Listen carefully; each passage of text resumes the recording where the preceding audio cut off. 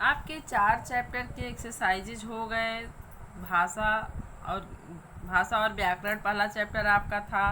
दूसरा आपका वर्ण विचार था, जिसमें वर्णों के बारे में हमने जाना, उसकी एक्सरसाइज हमने कंप्लीट की। तीसरा शब्द विचार था, शब्द निर्माण हो गया, और जिसमें उपसर्ग और प्रत्यय थे। ये भी आपके कंप्लीट हो गए कि किस तरह से शब्द निर्माण होता है। शब्द विचार आपका कंप्लीट हो गया। आपका 5वां लेसन एक्सरसाइज में बचा है। एक्सरसाइज 5 है आपका। 5वें लेसन का नाम है आपके संधि। तो संधि आप जानते हैं क्या होता है।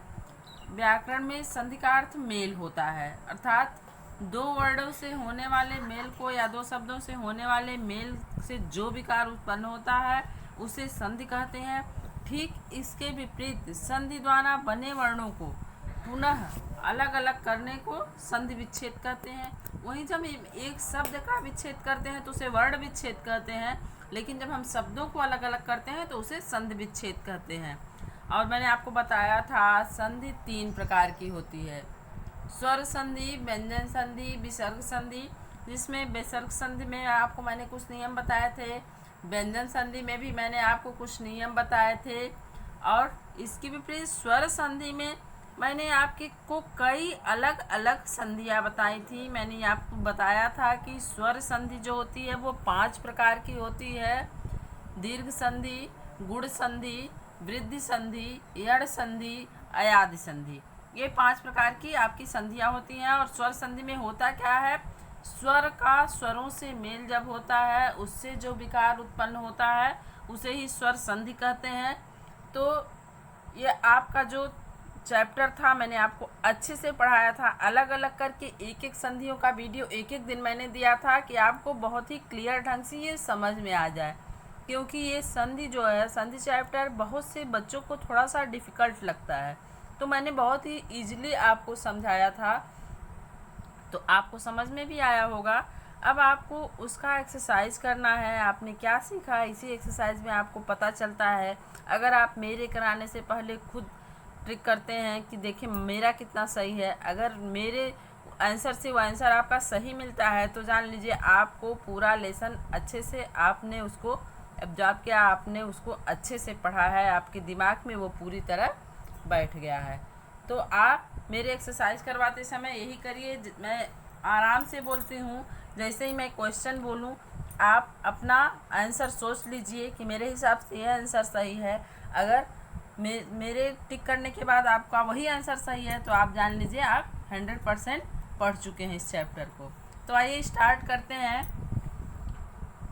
आपका पहला क्वेश्चन है, सही उत्तर पर सही का निशान लगाइए। वही टिक द करेक्ट ऑप्शन आपका पहला क्वेश्चन है। तो देखिए, यथार्थ उदाहरण है किस चीज़ का, दीर्घ संधि का, अयात संधि का, गुण संधि का। तो यहाँ आप देख रहे हैं यथा धन अर्थ बराबर यथार्थ, तो ये दीर्घ संधि होगी। आपको फर्स्ट पे टिक करना है। फिर है सुक्ति शब्द का संधि विच्छेद करिए। तो यहाँ देखिए 3 ऑप्शन आपके दिए हुए हैं, सुधन उक्ति, सुधन उक्ति, उसके आगे है सधन उक्ति। तो ये तो बिल्कुल नहीं है, सधन उक्ति और सुधन उक्ति ये भी नहीं। आपका फर्स्ट है आपका सुधन उक्ति, छोटा सा छोटे उ की मात्रा और छोटा उ इसको मिला के बड़ा उ बनेगा सूक्ति। तो आपको सुधन उक्ति पे आपको टिक करना है। तीसरा क्वेश्चन है आपका, विसर्ग के साथ किसी स्वर या व्यंजन का परस्पर मेल से उसमें जो परिवर्तन होता है उसे क्या कहते हैं। तो आप जानते हैं विसर्ग के साथ स्वर या व्यंजन किसी का भी मेल होता है तो उसे विसर्ग संधि ही कहते हैं। तो आपको विसर्ग संधि पे टिक करना है। ये आपके तीनों हो गए करेक्ट ऑप्शन वाले क्वेश्चन। फिर है आपका निम्नलिखित शब्दों को संधि विच्छेद कीजिए। तो यहाँ पहला दिया है गिरीश, तो आपको लिखना है गिरिधन ईश, गिरिधन ईश।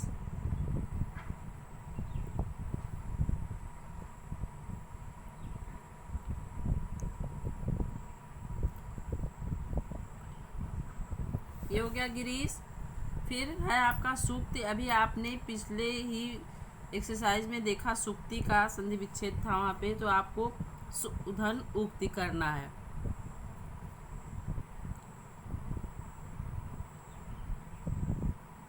ये दीर्घ संधि के एग्जाम्पल थे दोनों।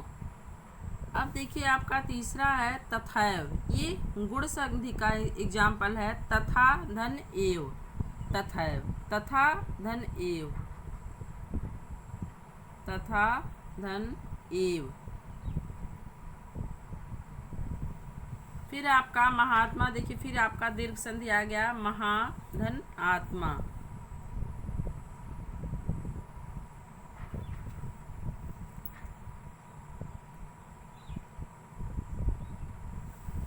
अब आपका है नयन, तो इसमें होगा ने धन अन बराबर नयन। ये अयादि संधि होती है। ने धन अन, ये आपका नयन हो गया। फिर आपका क्वेश्चन है निम्नलिखित शब्दों में संधि कीजिए तथा भेद के ना भी बताइए। तो यहाँ आपको संधि करना है, संधि विच्छेद किया हुआ है, आपको संधि करना है, दोनों को जोड़ना है, दोनों का मेल कराना है। फिर ये किस नियम से हुआ है उसके अनुसार उसका नाम आपको, उसका भेद यानी संधि का नाम आपको अगले कॉलम में लिखना है। तो पहला आपका धर्म आत्मा, धर्म धन आत्मा, अधन आ बराबर आ, तो धर्मात्मा हो गया आपका ये। तो अधन आ, इसमें कौन सी संधि होती है आप अपने दिमाग से सोचिए। अधन आ बराबर आ या अधन आ बराबर आ, ये दीर्घ संधि होती है। तो यहाँ आप लिखेंगे दीर्घ संधि।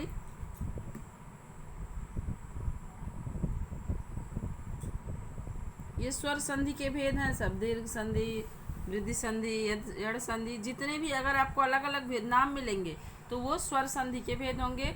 बाकी अगर व्यंजन और विसर्ग संधि है तो उसको आपको डायरेक्ट उसका नाम लिखना, उसमें अंदर नेम वाइज भेद नहीं है।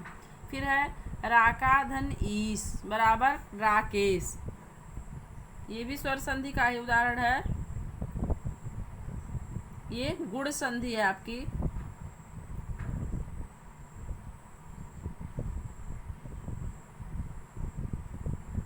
फिर है राम धन ईश्वर, अ धन ई फिर आ गया, तो यहाँ भी आपका होगा रामेश्वर, ये भी गुण संधि है, स्वर संधि का उदाहरण है। पहले लिखिए रामेश्वर, फिर आप लिखेंगे गुण संधि।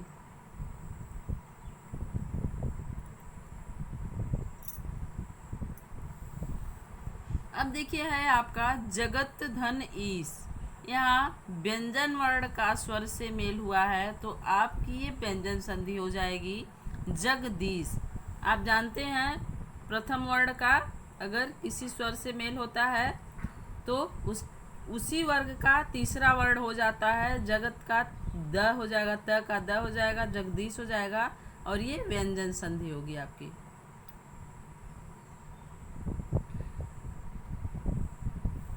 फिर है आपका सुधन अच्छ, ये भी स्वर संधि है। ये सुधन अच्छ, ये भी आपकी स्वर संधि है। स्वच्छ इसका होगा संधि करने पर स्वच्छ, ये स्वर संधि का उदाहरण है। और ये यण संधि है, स्वर संधि में यण संधि। तो ये हो गया आपका। अब है महाधन उदय, महोदय आपका हो जाएगा ये।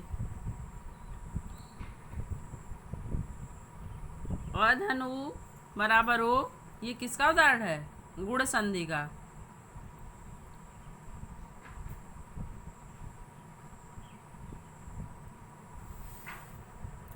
ये हो गया आपका तीसरा क्वेश्चन। अब ये चौथा क्वेश्चन देखिए।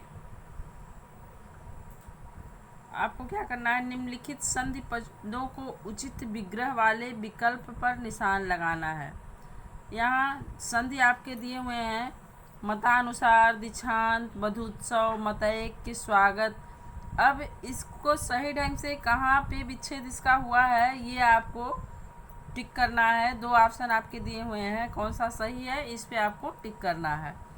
तो देखिए मताधन अनुसार, मतानुसार का क्या होगा मत धन अनुसार, तो आपको सेकंड वाला आपका सही है मत धन अनुसार।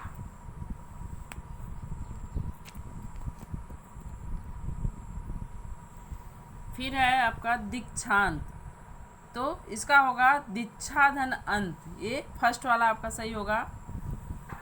फिर है बधुत्सव, तो बधुत्सव का क्या होगा, बधुधन उत्सव बराबर बधुत्सव, ये भी दीर्घ संधि है। फिर है मतधन एक, मतैक्य का होगा मतधन एक, यानी सेकेंड ऑप्शन आपका सही होगा। फिर है स्वागत, तो स्वाधन गत नहीं होता है, सुधन आगत होता है, तो आपका सेकेंड सही होगा। तो ये आपके दो इस फर्स्ट कॉलम में सही हुए और दो तीन सेकेंड कॉलम में। ये आपका चौथा क्वेश्चन कंप्लीट हो गया। अब आपके क्वेश्चन आंसर है, ये क्वेश्चन आंसर आपको कॉपी में ही करना है। और मैं आपको एक बात बता दूं, अगर कॉपी में आपके जैसे इस छोटे छोटे चैप्टर्स में कम ही क्वेश्चन है, एक क्वेश्चन, दो क्वेश्चन, तीन क्वेश्चन, अधिकतम 4 क्वेश्चन, जितने भी क्वेश्चन है, अगर आपका पेज नहीं भरता है, आपको लगता है कि पेज खाली है तो 2 ही क्वेश्चन है, तो ऐसा मत करिएगा कि उसी में दूसरा चैप्टर स्टार्ट कर दें। चाहे एक ही क्वेश्चन हो, 2 ही क्वेश्चन हो, पूरा पेज खाली हो, फिर भी नेक्स्ट पेज पे ही नया चैप्टर स्टार्ट करिएगा। 1-2 चैप्टर एक पेज पे मत करिएगा। अगर पूरा पेज आपका खाली है तब भी उसके आगे अगर आपको नहीं अच्छा लगता है, उस पर कोई ड्राइंग सुंदर सी बना लीजिए, कुछ शब्द लिख लीजिए, अच्छे से कॉपी को अपने डेकोरेट कर लीजिए, वो अलग चीज़ है। लेकिन 2 चैप्टर एक साथ आप नहीं लिखेंगे। नेक्स्ट पेज पे चैप्टर नेम और चैप्टर नंबर डाल करके ही अगला क्वेश्चन आप करेंगे। अगले चैप्टर का क्वेश्चन आंसर, चाहे वो 1 क्वेश्चन हो, 2 क्वेश्चन हो, 3 या 4, जो भी क्वेश्चन आंसर हो, तो ये आपका क्वेश्चन आंसर नेक्स्ट चैप्टर पे डाल के कॉपी में अपने लिखिएगा। राइटिंग पे ध्यान दीजिएगा, लिखावट सुंदर होनी चाहिए। तो फिर आपका ये क्वेश्चन आंसर में पहला क्वेश्चन है, संधि किसे कहते हैं।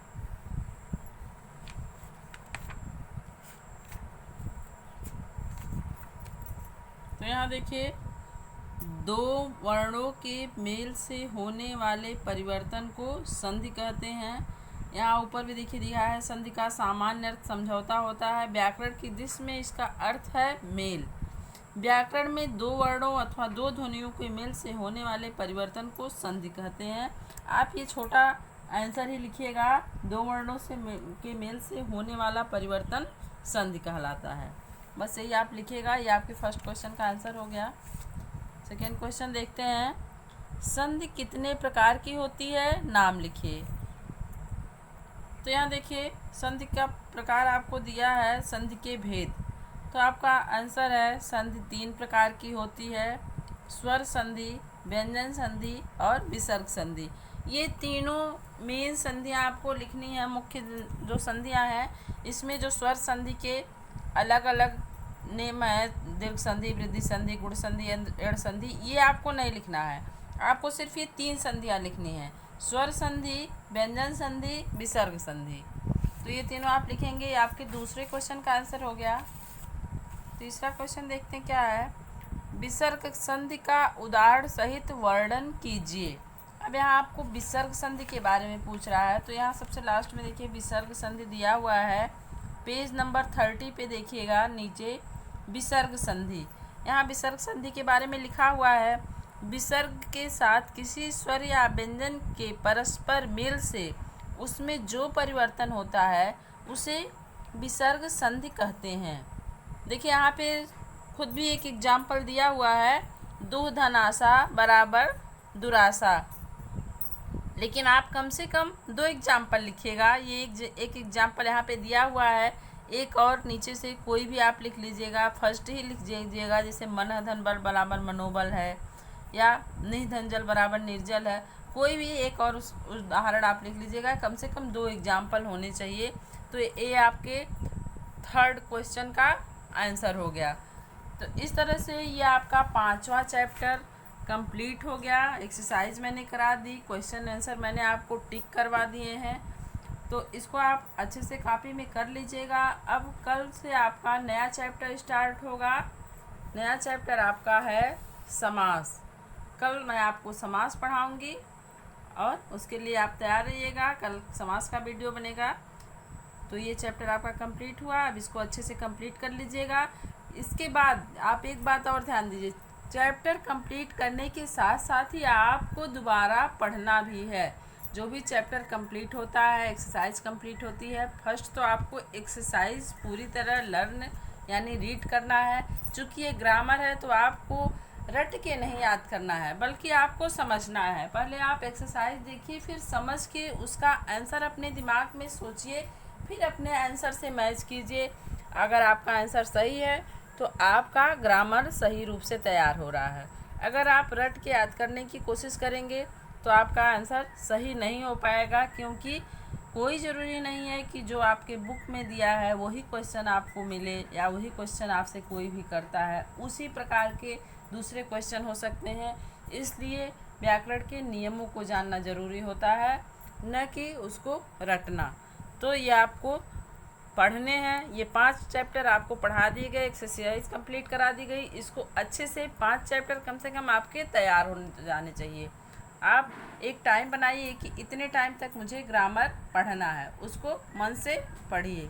अब कल नया चैप्टर स्टार्ट होगा। आज का चैप्टर यहीं कंप्लीट होता है। Thank you. Have a great day.